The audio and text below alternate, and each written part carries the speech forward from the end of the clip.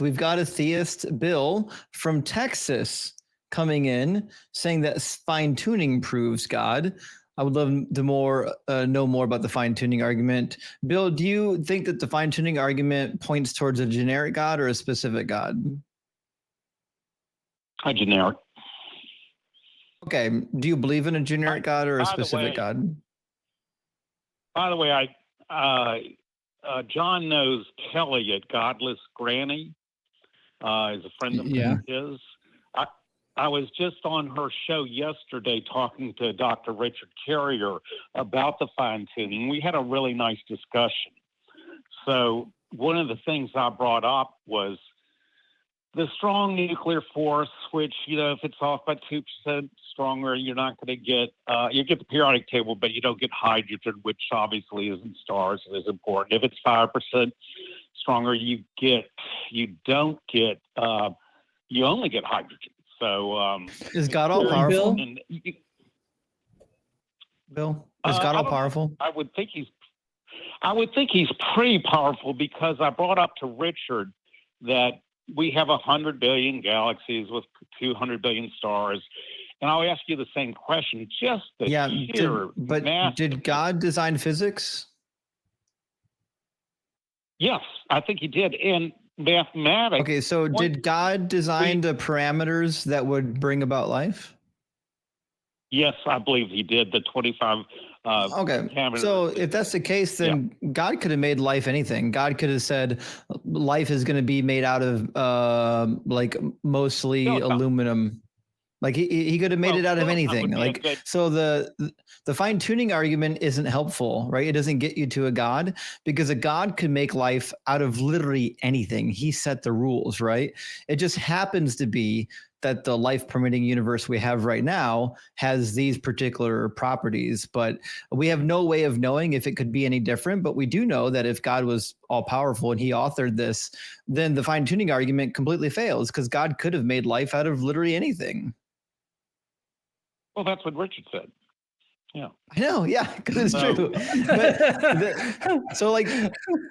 But fine tuning would only be helpful if we knew that this is the only way there could be life. Like if God had no other way of creating life other than this way, then it would be maybe partially remarkable. But I think even at that, it's not remarkable, right? Because what we're suggesting is that we do have life with the current configuration of physics, but the reality is, I don't believe there is a start of the universe. I don't believe the Big Bang is like something from nothing. Like if you believe in an eternal universe, well, there was an eternity of different universal formations prior to this one, and probably none of them had life. And it just happens to be that we're finally in one formation that happens to have life. And I somewhat agree with you that you're familiar with Roger Penrose's cyclical conformal cosmology. I'm only vaguely familiar with Penrose's theory, and there are others who believe in a cyclical universe, like Sean Carroll and. Yeah, exactly. So that is a possibility, and Christians have first of all, they've got to stop talking about the Kalam cosmology. You've heard it a million times. I'm sure you're bored to tears of, as I am. There's better arguments, like the Pauli exclusion principle, like the fine structure constant, which is 1/137. Richard Feynman said every physicist should put this on a wall and worry. And if this thing's not right, then if it's 4% off, you don't get carbon, and thus you don't get life. So my question to you guys, are you worried? Right. But the problem, no, I'm not worried. But the problem with the fine tuning argument is it assumes that life was the goal. Like the fact that life exists would only be unique if life was the goal. And we have, in order to assume that there was a goal of the universe, we would have to assume that the God existed already. So it becomes a circular argument. So like I give the popular example, like if I have a deck of cards and I throw the deck of cards on the floor, the arrangement of each individual card it's like statistically impossible for it to be that particular arrangement, but that's not actually meaningful. It would be meaningful if before I threw the cards down, I told you what the arrangement would be. Then it would be super meaningful. You'd have to assume that I had some sort of magic or mystical powers or a fixed deck in order for me to guess the arrangement. Same thing with the universe. The universe just happens to be an arrangement right now that permits life, but it's not meaningful unless you believe that the universe had the goal of creating life. Then the fine-tuning constants become meaningful.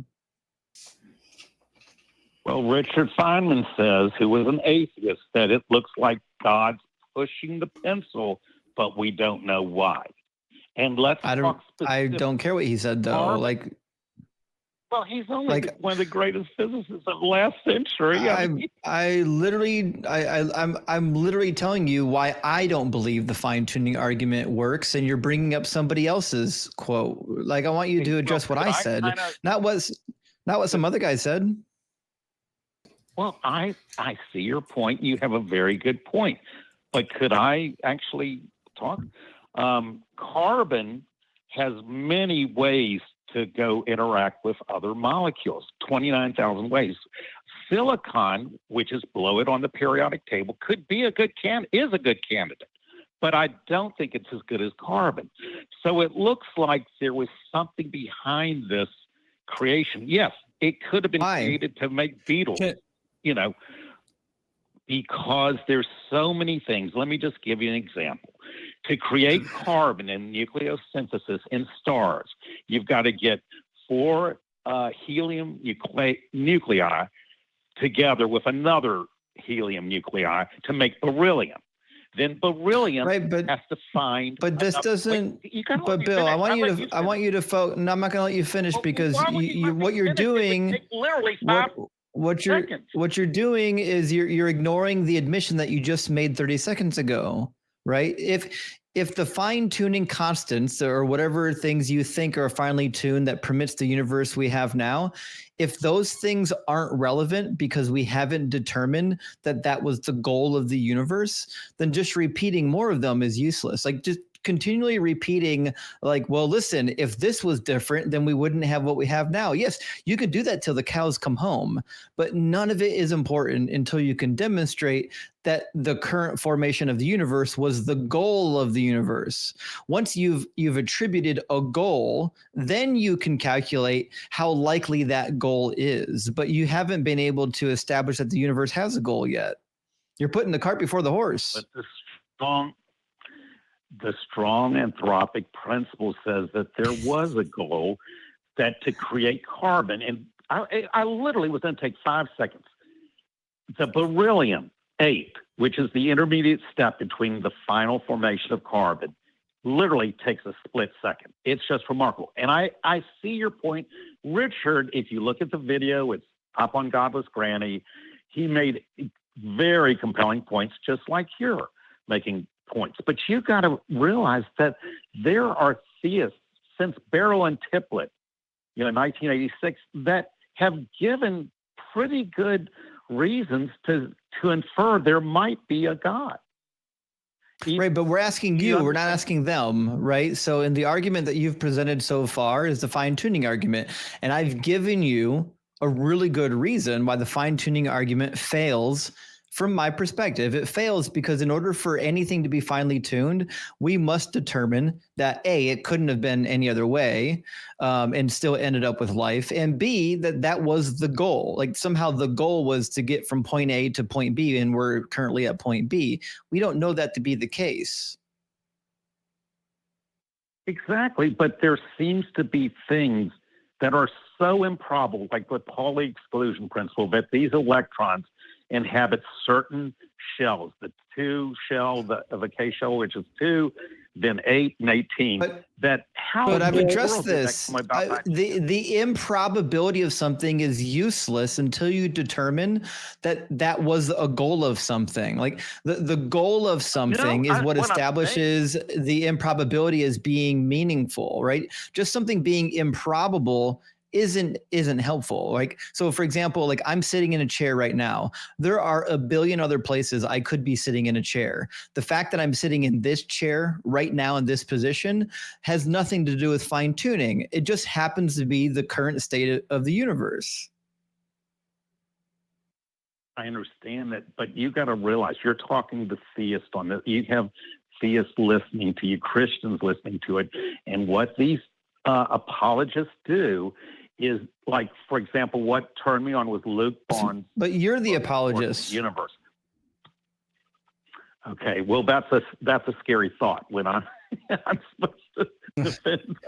And I've only been a for a month. You came into the conversation saying that the fine-tuning argument proves God. That means you're a theist. Yes, I've only been a theist for a month, so give me some slack here, okay? But yes, the improbabilities, like the cosmological constant, is fine-tuned to 10 to the 120th. So Bill, I understand that you're using these large numbers, and I typically call this just argument from large numbers, because it always, whenever somebody says these things, it always makes me think, and usually it turns out to be correct, that you just simply don't understand how probabilities work or how statistics work, because you're mentioning these very large numbers, but when you consider the sets that those large numbers are contained in, this is the likelihood that it's going to happen at any one point in time, not the likelihood that it will happen at all.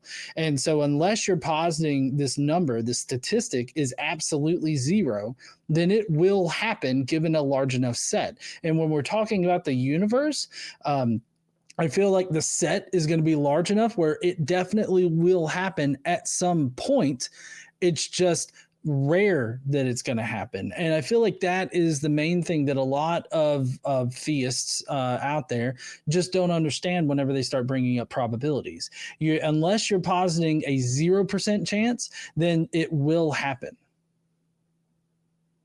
Yeah, that's a good argument. And I think that's one Richard made. But, I don't trust, when they use these large numbers, I do not trust any Christian about pretty much anything. But the numbers are unimaginable, like the cosmological constant, fine-tuned to 10 to the 120th. And right, Bill, but still, again, unless you're saying that it's a 0% chance, then it will 100% happen. It's just what that improbability is telling you is how likely it is to occur at any one single point in time in this set. And when we're talking about the universe and how old the universe is, and then you think about that, and then how many times can chemical reactions occur, like in a single second, in a single millisecond, and all this other, how many chemical reactions have occurred in the entire universe up until this point right now? If you take that set, and you unless you have a 0% chance of something happening, then it 100% has happened at least once in that set, if not twice. Have you heard of the pigeonhole? Not hypothesis, but the principle. The what? Pigeonhole principle. No, go ahead. Okay, imagine a board that has 12 holes in it, right? You've got 13 pigeons, okay? You're going to put one pigeon in each hole. What's the likelihood that one of those holes is going to have two pigeons? Mm-hmm. Pretty good. Yeah. No, it's 100%. Like the likelihood that one of those holes is going to have two pigeons, it's 100% likely that it's going to happen. Now, of course, we could do the math on this on the probabilities of any one particular hole having that second pigeon, but the fact that there is a second pigeon in one of those holes is 100% likely, and that's exactly what we're saying, like about life and everything like that, and the fine tuning of this universe. Like, I mean, it's just you bringing up these big and small numbers as far as probabilities go. It doesn't really move the needle at all as to pointing towards a God, because those things would 100% happen in this very large set. Well, I think some of the apologists would say no, that when it's 10 to the 120th, that's like saying it's impossible, that it would never happen, that this expansion rate has to be too precise, too fine-tuned to happen by chance. Bill, if I can ask you, how many? So earlier at the beginning of the call, you brought up the weak nuclear force, and you brought up the fact that, like, if it was 5% different. Strong nuclear force. If it was 5% different, then one thing or another wouldn't be able to form. I can't remember exactly what you said. It doesn't matter. Well, if it's 5% weaker, you get you don't even get the periodic table. You just get lonely hydrogen. Okay, it's not that, right. That's not my point. That's not my point here, Bill. That's not my point here. I want, like, in terms of numbers here, how many numbers on the real scale here occur between -5% and 5%? Well, it could be an infinity. Yeah. Holy shit! Really, an infinity of numbers in there. So you're telling me that there's an infinite amount of different configurations of this universe that still produce the periodic table? Well, fuck me.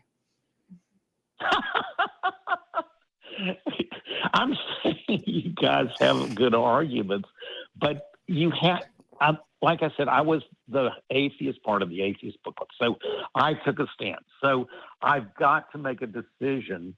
You know, is it more probable? I'm not saying this isn't proof. Mathematics is proof. I'm just saying it looks like there's so many hurdles. There's so many things that have to go right to have a life-permitting universe that, again, none of that matters until you've determined that the goal of the universe was to produce life. This is you keep begging the question. You have to demonstrate that the purpose is to create life before you can calculate what the likelihood that somebody setting out to do that could do it. Well, who can say what the purpose of the universe or God, whoever? What the purpose? That's the point. The point is you would have to demonstrate that the universe had a purpose to create life before you can say, look how rare it is that the universe produced life. Because if the universe is timeless and endless and is completely devoid of a God, it would still produce life eventually. Like if the universe is infinite in the past and the future, and the probability of producing life is anything but zero, it will eventually produce life. No matter what, it will happen. Mm-hmm. Well, what they say is, the cyclical conformal cosmology is what we have is one universe dies down and the little charcoal or briquettes of the dying universe goes and pops a new universe in. But you still have to have a universe generator, don't you? No, you don't have to have a universe generator, but there still doesn't adjust a point, right? So if you believe in a cyclical universe where there's no beginning and end of it, like it's just always existed, right. And the probability of life arising is anything but 0%, that means it's a guarantee that life will arise eventually. Maybe, yeah, maybe, yeah. I mean, it's just mathematically true. If the universe exists forever, and the probability is anything but zero, then it has to produce life at some point.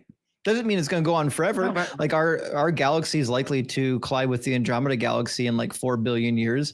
When that happens, hell, shit, we could be completely wiped out, and then there might be no life again. Well, the heat death of the universe is almost certain. These stars are going to burn out. Well, I don't know that to be the case. Like the latest DESI data seems to suggest that the expansion rate is slowing. Like it's still accelerating, obviously, but the acceleration rate is lessening, right? Which, if that's the case, if they confirm it in the 2026 readings that it really is the case, then it certainly could be possible that we have a cyclical universe that eventually gets drawn back in through gravity and then contracts and expands endlessly. But no matter what your model is, right? But whether you have like a rubber band model or not rubber band model, if the universe is around forever, then it's just a guarantee that life will be produced at some point. Mm-hmm.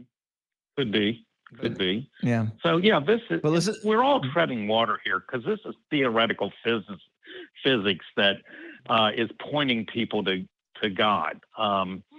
So no, I'm sorry. I have to interrupt right here real quick, Bill. Bill, I have to interrupt because everything that we've talked about so far has just been statistics and not like theoretical physics necessarily. So like all of your arguments are just basically, oh, there's this giant number that when you take that as a likelihood or a probability of this universe existing, it is incredibly low and is therefore just as well impossible. And what we're trying to explain to you is that from a basic statistics and probability perspective, you're just wrong about that because due to how statistics and probability just works naturally, the likelihood of life developing in a universe is going to be 100%, especially when we're already here to be able to analyze it. Well, okay, I understand what you're saying, but you're familiar with the Discovery Institute of, what's the name? So what they say is a protein forming, the odds of these amino acids coming together, and you have the causality problem where they all have to be left-handed. Okay, but Bill, unless you're going to tell me that it's a 0% likelihood, then it really doesn't matter. Right. So, Bill, I just want to make sure we're clear on this. Okay. You keep saying that there's this thing and the odds of the thing happening is really high. And we've given you a bunch of reasons why it doesn't matter what the odds are. If the odds are 1 in 50 or 1 in 50 trillion, it still is irrelevant. Like the number of the odds is not relevant. Well, if this is so clear, and he says the odds are 10 to the 77th, and the amount of protons in the universe is 10 to the 80th, so that's saying there's no chance, basically. That's what these guys are saying. That's literally not it. No, it's literally not saying that there's no chance. It's just that it's rare. That's all that says. Obviously, it's like Dumb and Dumber, so you're saying there's a chance. Remember, what's the chance? Oh, it would be like 1 in a million. So I feel like I've explained this before. So the likelihood of it happening is 100%. Bill, the likelihood of it happening is 100%, but the likelihood of it happening at any one moment in time is that percentage that you're bringing up. So we're not saying that, it's going to happen right now. What we're saying is that it will 100% happen at some point. That's what we're saying. 100%, you're saying. You're 100%, right? That's how likelihoods work, yes. Yeah, okay. So what I'm asking you, John, you've made a great argument. It's very compelling. So why doesn't the Discovery Institute say, "Oh my gosh, I heard this on John's articulation"? What are we talking about? Why are we using these big numbers? So the Discovery Institute is a heavily biased think tank that is definitely geared towards a very creationist, fundamentalist sort of view of science and everything. So you're basically giving me a creationist source here and telling me, well, why don't the creationists admit this? Because they're not going to admit that. They're going because the basic playbook of creationism is to twist the information into straw men so that it can convince people of things that are not reasonable. That's any creationist argument will fit that particular mold. And everything that you said here, as far as like the creation or the Discovery Institute goes, is exactly that. Yeah, it's Stephen Meyer, by the way, who wrote the book Return to the God. Obviously Stephen Meyer. Yeah. That vampire? Okay. But this Discovery Institute is not a good representation of the science. So, like, for example, my friend Dr. Blitz sent me a survey that was done recently among actual cosmologists about the fine-tuning constants. And the question is, in your opinion, what explains the values of physical constants of nature and the claimed anthropic coincidences?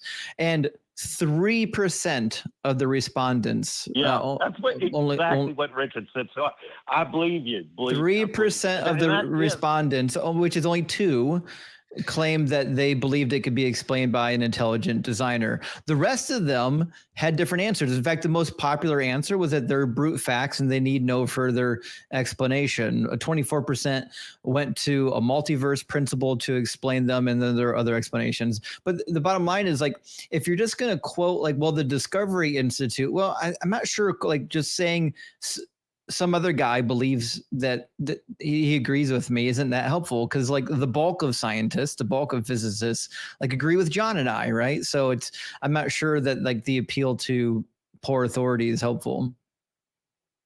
Well, that is very disconcerting that the guys that know this stuff, the quarks and the ups and downs and the chromodynamics and stuff, these really detailed things, which seem to point to that they know this better than we will ever know it.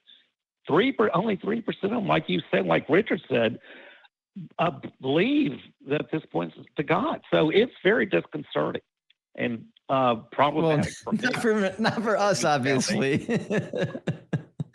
But hey, listen, Bill, I think you've been pleasant to talk to, but we're running up on a time limit here, and we've got to do some things before we cut the show.